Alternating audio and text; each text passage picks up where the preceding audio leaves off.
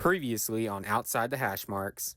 The age of the 12-team playoff raises a high probability that one of the 5 conference champions could be unranked come Selection Sunday. To showcase my predictions, I've decided to separate the teams into various tiers. To keep things as even as possible, I've selected 4 teams of interest from each group of 5 conference and have selected as many notable teams as possible from the soon-to-be Power 4 conferences. And now, let's get back to where we left off.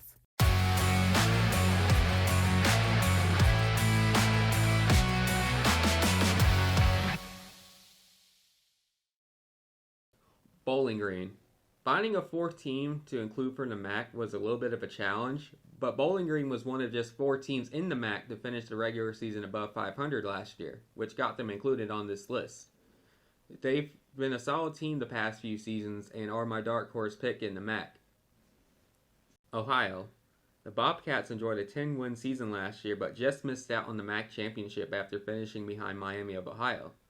With divisions being scrapped, Ohio should be primed to return to the conference championship, and with that, a possible playoff appearance. Troy. Troy has regularly been one of the top teams in the Sun Belt, winning the conference championship 2 years in a row. However, losing John Summerall to Tulane was a big blow. Thankfully, the Sun Belt West has been the weaker of the 2 divisions, meaning the Trojans should still be one of the top teams in the Sun Belt. I just can't quite see them successfully defending their title in 2024. South Florida. To keep it simple, the Bulls are my dark horse pick for the American. They're coming off a solid turnaround year that saw them post the largest shutout in a bowl game ever and should be right in the mix for the American title this season, if that's the kind of defense we're going to see in the fall. An early season matchup with Alabama will be telling, but the Bulls should be able to survive that game and make a run in the American in the fall. Wisconsin. It has been a rough go for the Badgers recently, and their path to the Big Ten title will become a lot more treacherous with divisions going away. Still, Luke Fickell is a proven winner, and bringing Tyler Van Dyke in for Miami should give him a shot to make a run this fall. That makes them one of my dark horse picks in the Big Ten. Fresno State. The Mountain West is dominated by consistent programs, and Fresno State is one of them.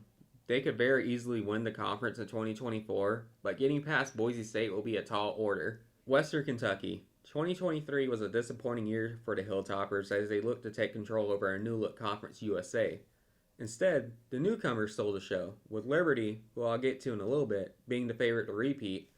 Western Kentucky will be hoping to derail the Flames' season and take the conference back in the process. Virginia Tech. The Hokies are primed for a big leap in 2024 after a solid 2023 campaign, and bringing back the vast majority of their rushing threat is going to be a key in that. I have them right by Georgia Tech for my ACC dark horse. Auburn. If you know anything about Auburn, you already know where they're going. It's always boom or bust time on the Plains, no matter what year it is. Penn State. Penn State was easily the biggest benefactor from the Big Ten dropping divisions. Even with them, the Nittany Lions would have figured to be right in the mix for an at-large CFP bid. And dodging Michigan on the schedule this year is a huge plus to helping them reach that goal. Colorado. After a 3-0 start that captivated the country last year, Coach Prime and the Buffaloes fell off a cliff and missed the postseason.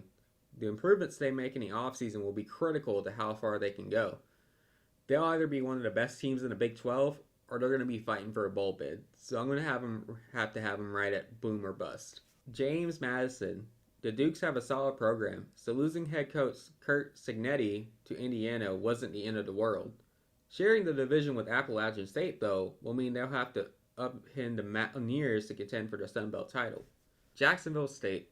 The Gamecocks put together a solid first year in the FBS and will now get the chance to compete for much greater things this season. Rich Rodriguez would have the Gamecocks as one of the top teams in the CUSA, but they're just not going to quite be the top team this year. Oregon State. The Beavers and Cougars are in a very weird spot. Without a true conference to call home, the duo will be clinging to relevancy.